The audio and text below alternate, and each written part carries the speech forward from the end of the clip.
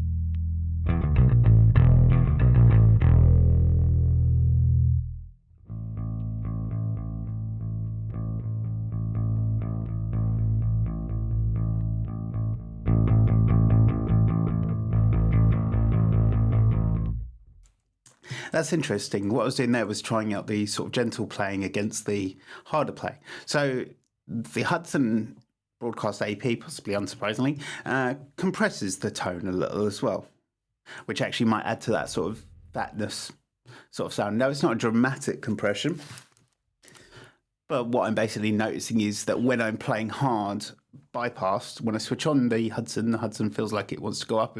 I want to push the volume up on it to balance, but when I'm playing quieter, the volume balance seems quite level. Yeah.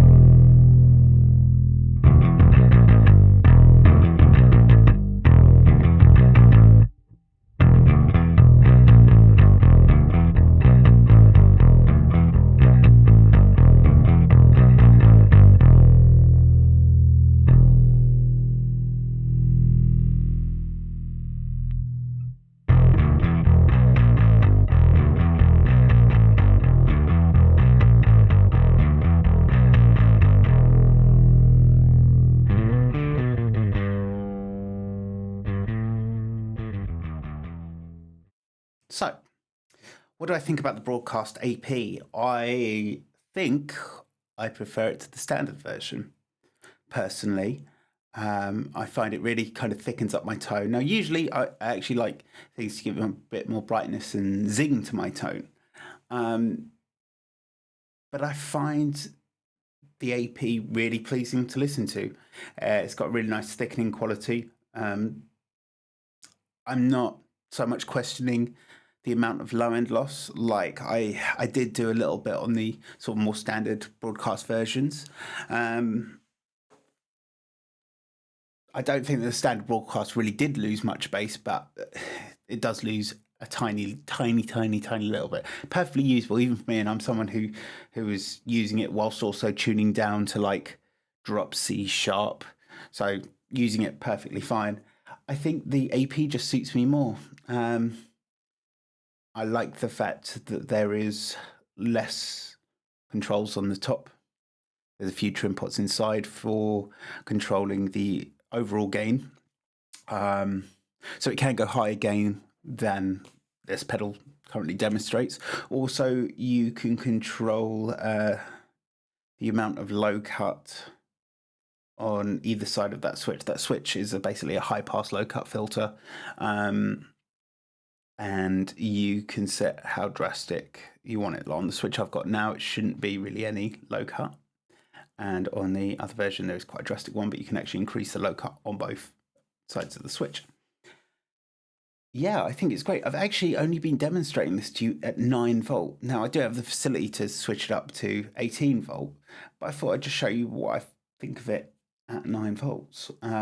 Because realistically, unless you're using either its own dedicated power supply or you're using a power supply that is capable of running it at, say, whatever, 18, 24 volts, you're probably just going to stick it in with 9 because it's less confusing if you've got a whole bunch of other 9 volt pedals.